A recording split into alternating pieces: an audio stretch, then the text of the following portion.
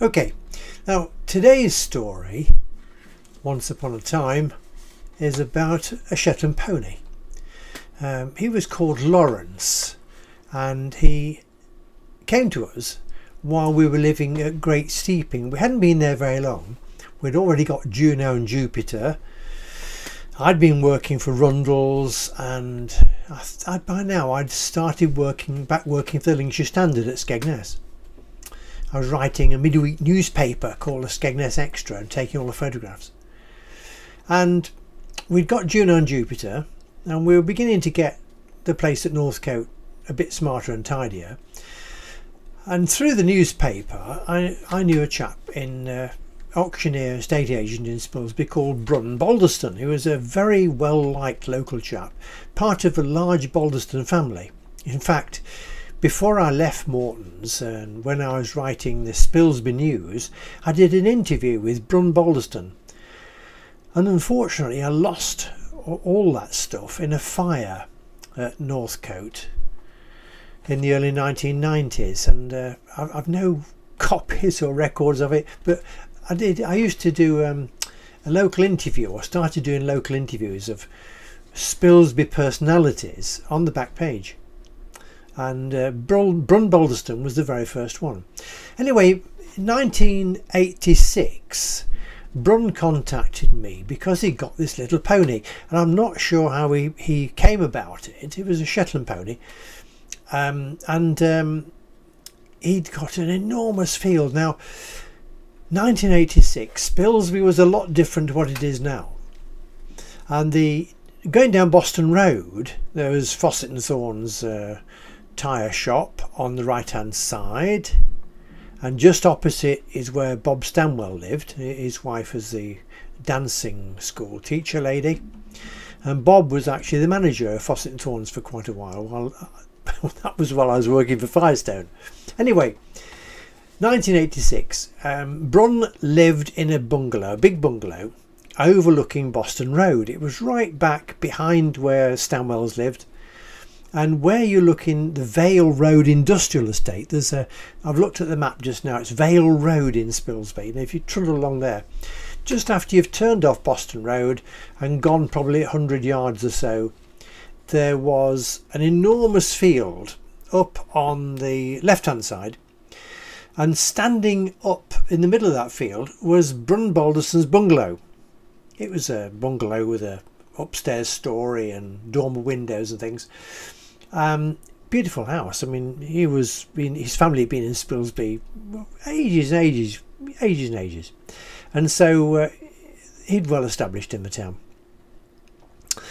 I think it's probably after he died, you know, that they sold all that lot, and beyond Brun it was all open fields. Where that industrial estate is now, it was all open fields and greenery. And anyway, Lawrence, this pony, was living in this field below Brun's bungalow. I mean, it was an enormous grass field. It can't have been there very long, because Brun came to me because it wouldn't move.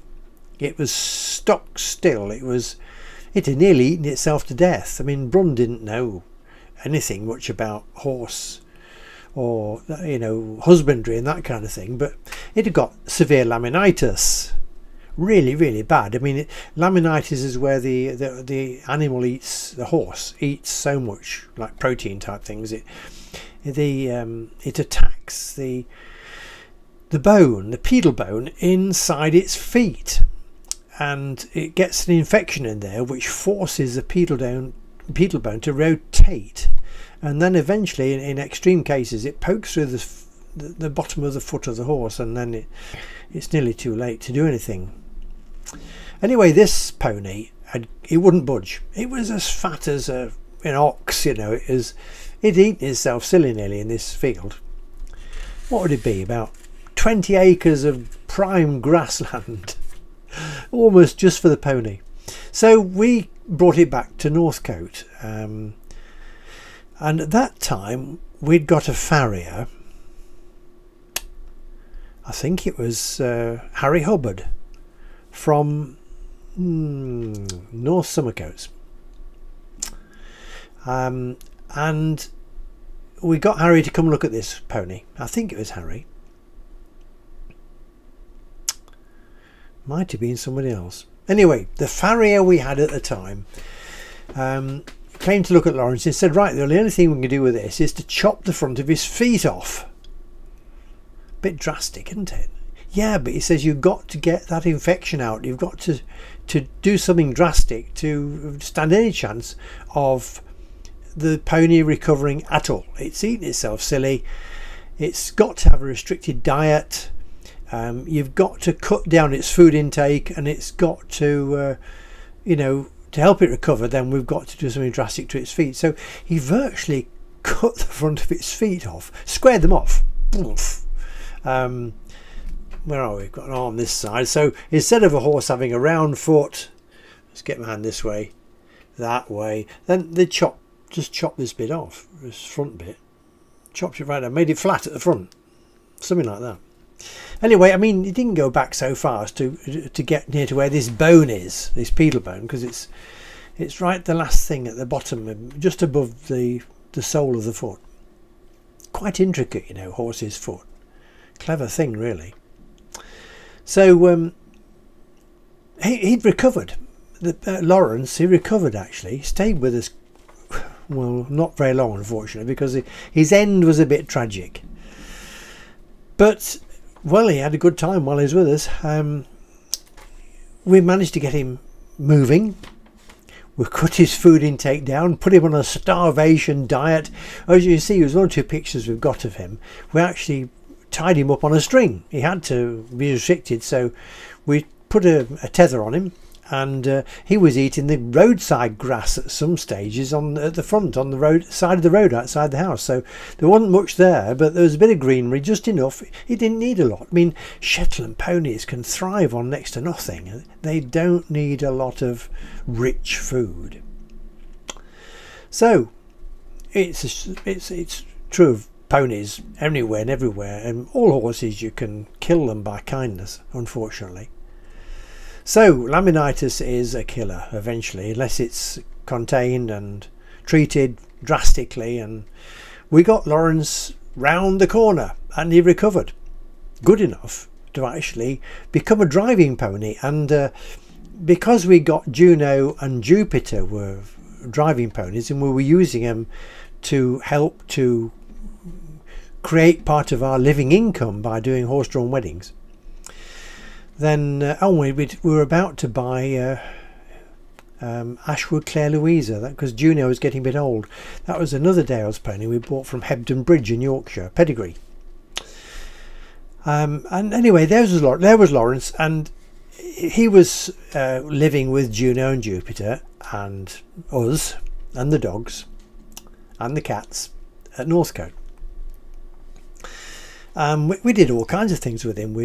There's a picture of him pulling a geese truck with a fairly shambolic shaft system, and my uncle sat next to me on a twin seat out of a wrecked Ford Transit that I bolted onto this geese truck. We never had a lot of money, you see, but we had good fun. We eventually did buy a Shetland pony cart from some friends Upsells of Wainfleet, who were in the BDS with us, British Driving Society, and I think they wanted to upgrade to something a bit bigger, and they sold us this four-wheel Shetland pony cart, which we had for a long time. And Lawrence actually did some jobs with that. He did a wedding with Ruth and Helen in Little Steeping. And there's a picture of that as well. He went with me one Christmas to, now what do they call it, Ruth used to go there a lot to see the patients, you know, as a local district nurse. And I think it's a chap called John Croxford, who was the chap in charge at the time, who asked us if we could help take Santa Claus to meet all the residents and make a bit of a nice do for Christmas for them. So we took Lawrence and this pony cart, and if you look at Santa Claus, you'll see, you might guess it's somebody with dark brown eyebrows, and there's with Santa Claus is some sort of shambolic horse or somebody in a horse costume. You'll see the picture as well. So Lawrence enjoyed doing things like that, And to do that, he must have actually driven to Spilsby from Great Steeping, which is 2 or 3 miles. So he did that. But that was 1986-87, and in 1988 we had the chance. By that time I was working in Spilsby doing the Spilsby News for Morton's. We'd had the chance then. Young's Brewery telephoned and say, would we like to have Ebony back out, the shy horse that we'd sold to Young's 8 years earlier, Ebony, and he was going to retire. And we got a chance to buy him back. I think we paid more for him to get him back than they gave us. Anyway, yeah, we'd love to have him back. So, and of course you see horses, big horses, working like Ebony was on the roads of London delivering beer and things. Very limited time they can work on the roads because of the hammering of the roads on their hooves. They're only allowed to walk. But even so, year upon year it takes its toll on their legs and feet. So very limited, and they've got to retire.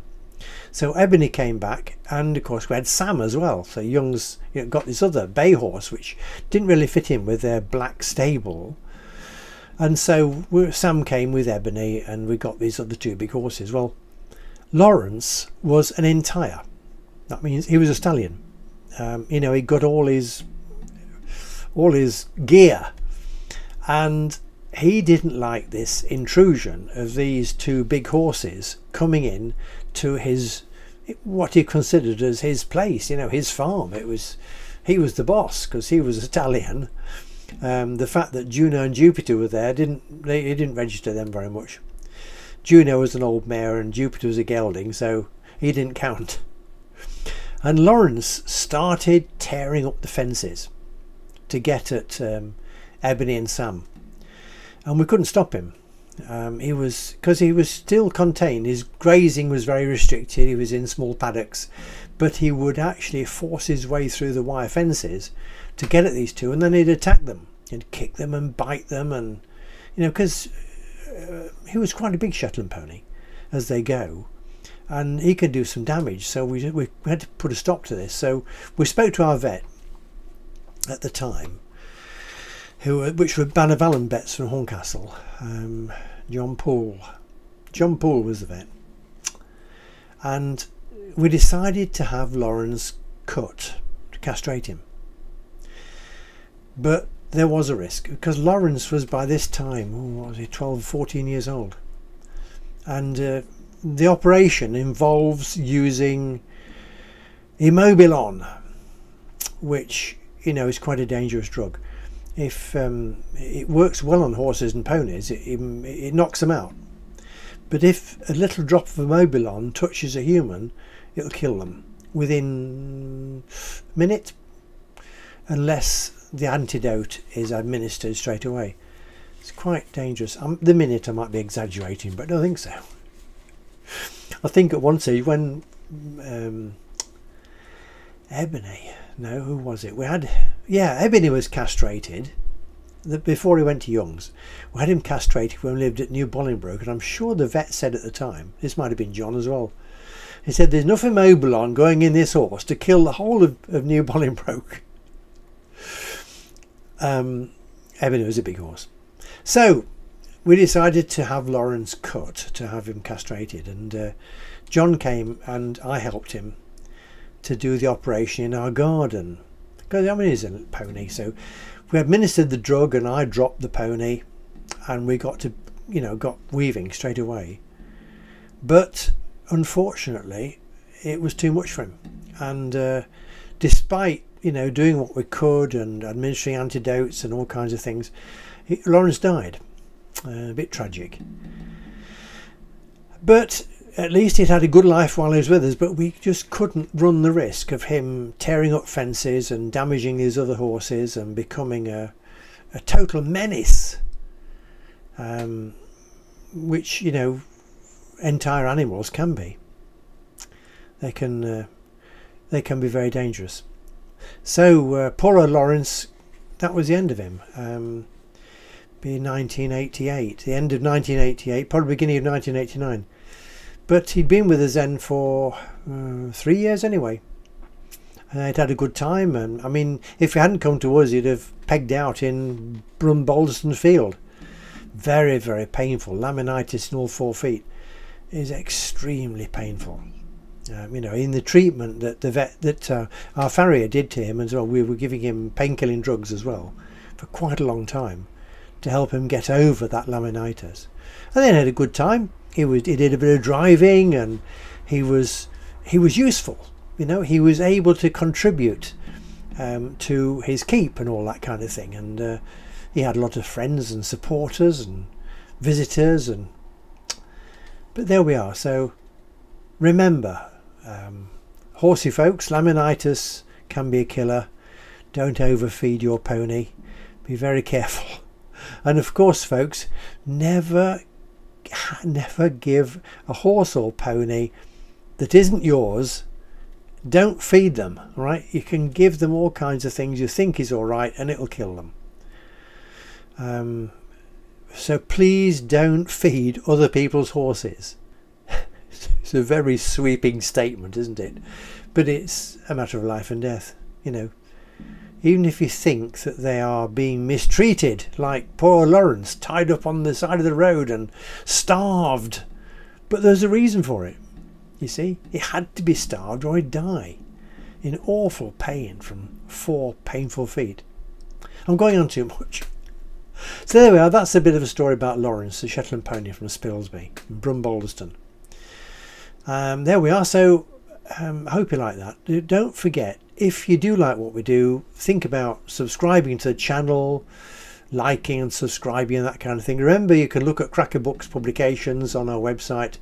They're all the things that you find there are free to download. There's stories for children, picture story books about animals. There's the It's a Rubber Life books, and then of course there's audio stories, and there's a YouTube channel with hundreds of videos. Thanks for being with us. Until the next time, cheerio.